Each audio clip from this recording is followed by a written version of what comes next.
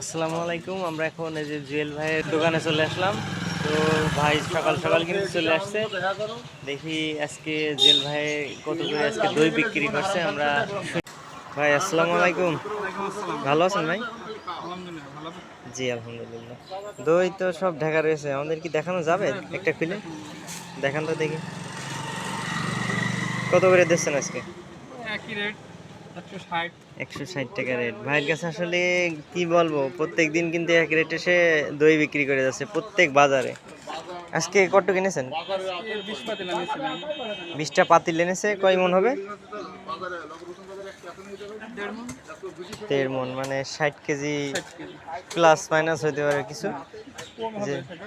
কম আছে না একটু? আচ্ছা যাই হোক, 20 পাতিল দই এনেছে ভাই, কিন্তু সকাল সকাল চলে এসেছে আজকে। ঠিক আছে ভাই, ডিস্টার্ব করার জন্য কিছু মনে করি না। সমস্যা নেই। ভাই কিন্তু হলিধানি থেকে আসে আমাদের বাজারে, হলিধানি, তারপরে নগরবাথান আর আমাদের চণ্ডীপুর বাজারে বসে। ঠিক আছে ভাই, ধন্যবাদ।